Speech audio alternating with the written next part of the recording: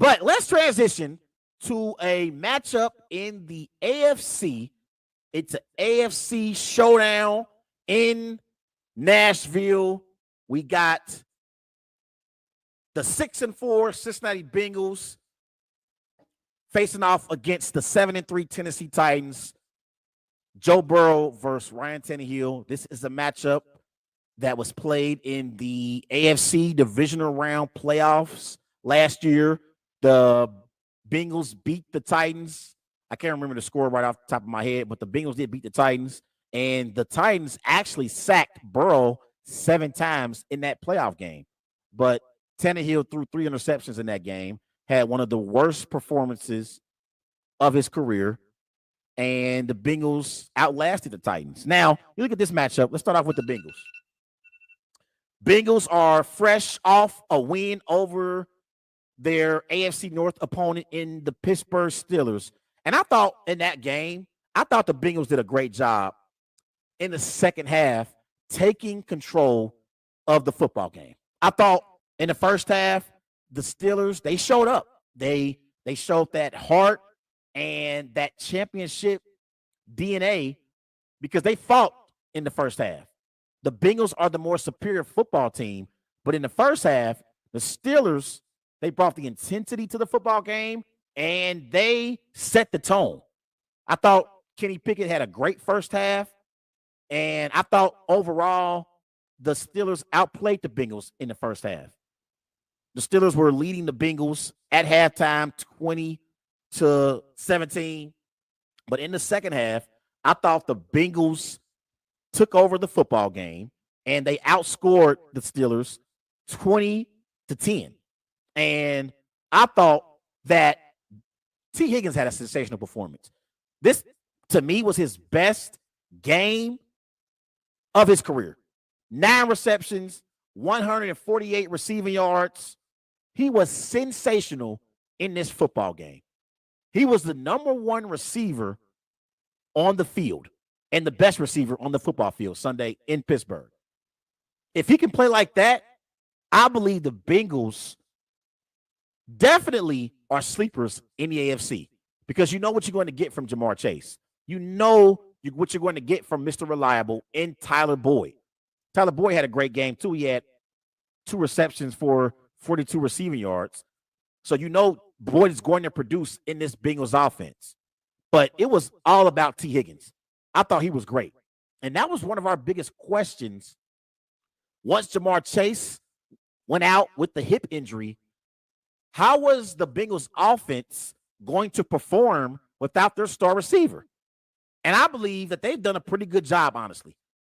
Since Jamar Chase has been out, the Bengals have done a good job. Now, they did blow out the Panthers. I'm not going to put too much into that game. It's the Panthers. The Panthers are rebuilding. They're tanking for next season. But the Bengals, they also performed well against the Steelers. They beat the Panthers in week 9. They did get beat by the Browns in week 8, but that wasn't because of Jamar Chase being out. That was because their offensive line was terrible. And that game against the Browns, the Bengals offensive line gave up 5 sacks. So I believe that the Bengals have done a pretty good job in the absence of Jamar Chase. And it's a possibility that Jamar Chase will play in this game. He's been practicing this week here in Cincinnati.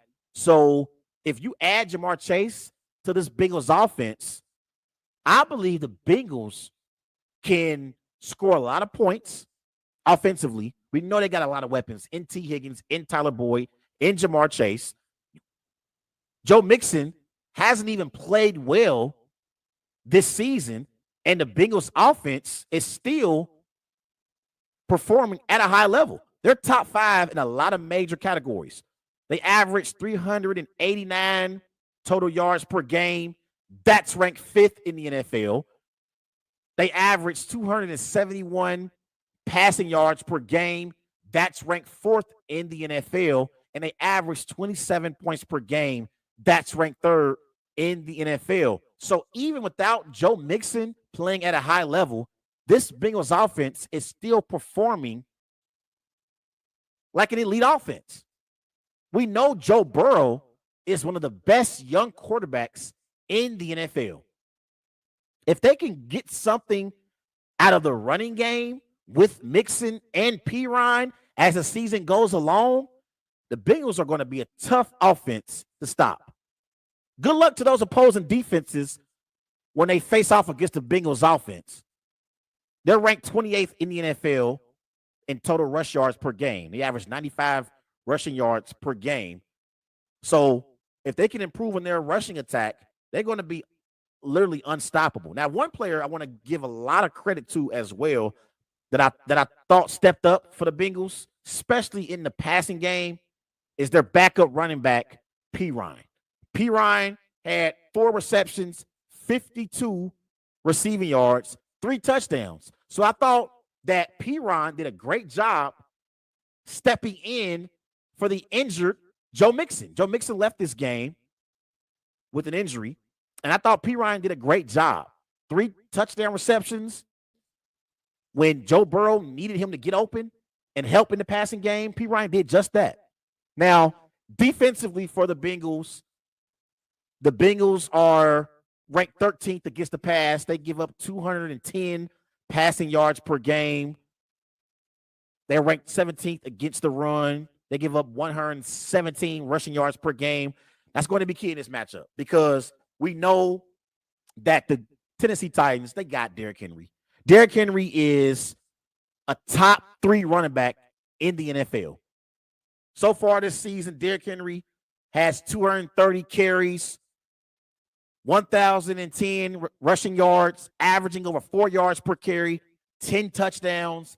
Derrick Henry is the straw that stirs the drink for the Tennessee Titans. I know Ryan Tannehill had a great performance against the Packers in Week 11 at Lambeau Field, but make no mistake about it.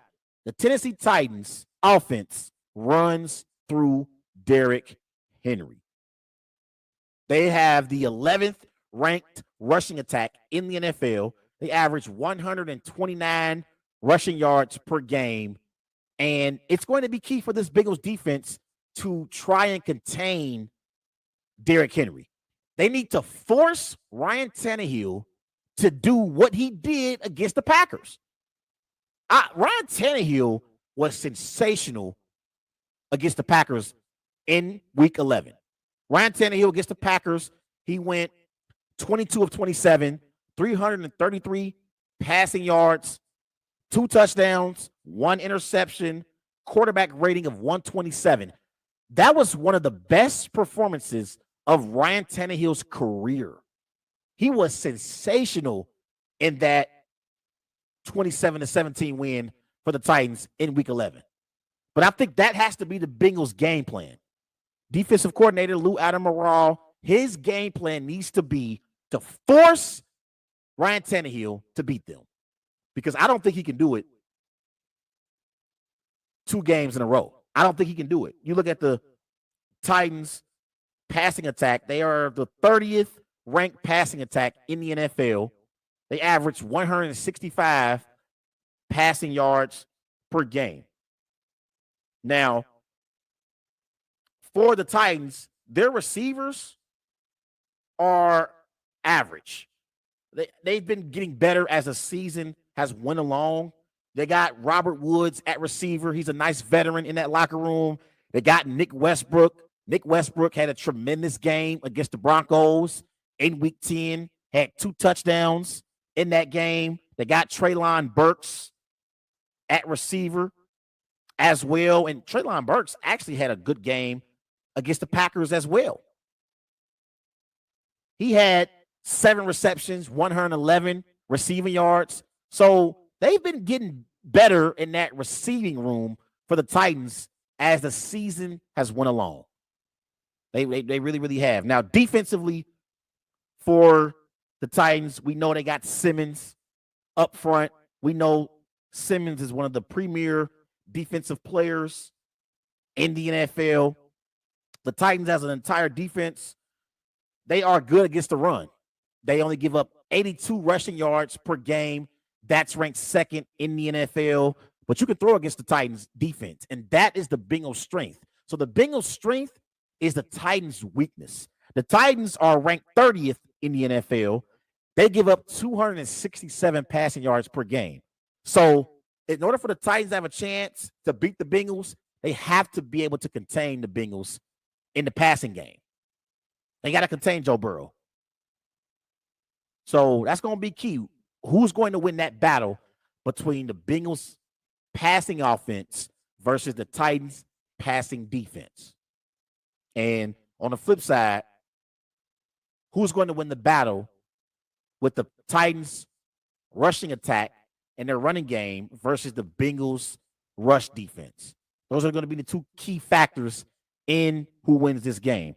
So with all that being said, I believe that the Bengals have the better quarterback in this matchup with Joe Burrow over Ryan Tannehill. I believe the Bengals have the better supporting cast around Burrow than what the Titans have around Tannehill.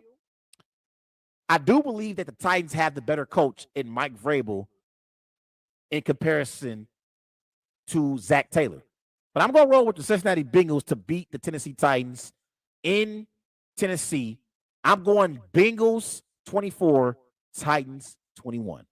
But I do believe these are two teams that will be in the playoffs. Everybody go off